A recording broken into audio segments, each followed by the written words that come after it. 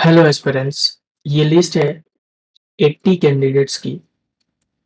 वो यूपीएससी के कैंडिडेट्स जिन्होंने फॉर्म तो भरा था, पर इनका फॉर्म हो गया है रिजेक्ट। क्यों हुआ है फॉर्म रिजेक्ट? क्योंकि इन्होंने जो फी पेमेंट किया है, ठीक है, वो किसी टेक्निकल इशू के कारण या फिर किसी बैंक के कर्मचारी के लापरवाही के कारण, चाहे कारण जो भी हो, किसी कारण से वो यूपीएससी तक नहीं पहुंचा है, वो कमीशन तक वो फी नहीं पहुंचा है, इसलिए आपके फॉर्म को कर दिया गया है रिजेक्ट। तो आप इस लिस्ट में अपना जरूर नाम चेक करें, कहीं ऐसा ना हो कि आपको पता भी ना चले और आपका जो नाम है, आपका जो फॉर्म है वो रिजेक्ट हो चुका हो।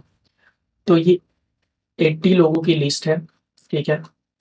आप इस फॉर्म को जरूर चेक कर लेना। ये जो लिस्ट है, ये आपको मेरे टेलीग्राम चैनल पे मिल जाएगा, जिसका लिंक आपको डिस्क्रिप्शन में मिल जाएगा। वहां पे जाके आप 80 के 80% का लिस्ट चेक कर सकते हैं और आप देख सकते हैं कि कहीं आपका फॉर्म तो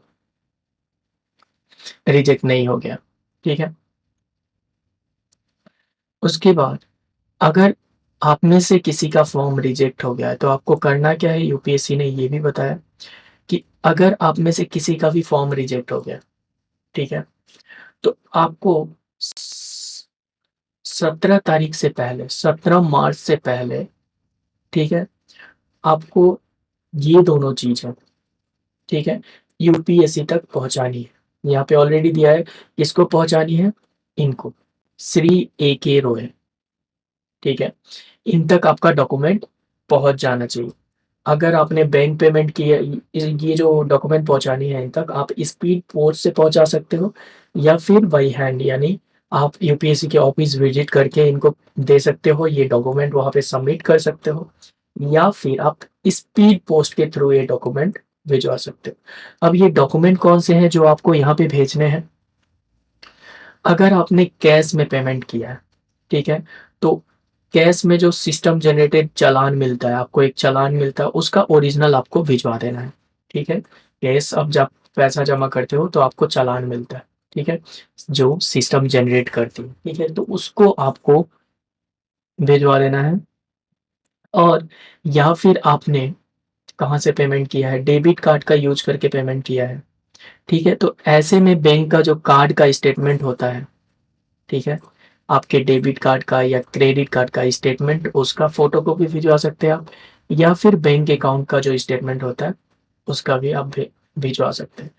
पर अगर आपने ऑनलाइन पेमेंट किया है, इंटरनेट बैंकिंग की है, ठीक है, इंटरनेट बैंकिंग की है, तो आपको क्या करना है, आपका जो स्टेटमेंट होगा ना, उस स्टेटमेंट को आपको बैंक से जाके उस पर साइन करवा लेना है, ठीक है, और उसके बाद उसको भेजना है। तो 3 तरीके हैं। अगर आपने कैश में पेमेंट किया है तो आपको चालान भेजना है, चालान सबमिट करना है। अगर आपने क्या बोला गया है यहाँ पे, या फिर अगर आपने डेबिट और क्रेडिट कार्ड से किया है तो आपको क्या करना है, डेबिट और क्रेडिट कार्ड से आपने अगर भेजा है तो इनका स्टेटमेंट आपको सबमिट करना है।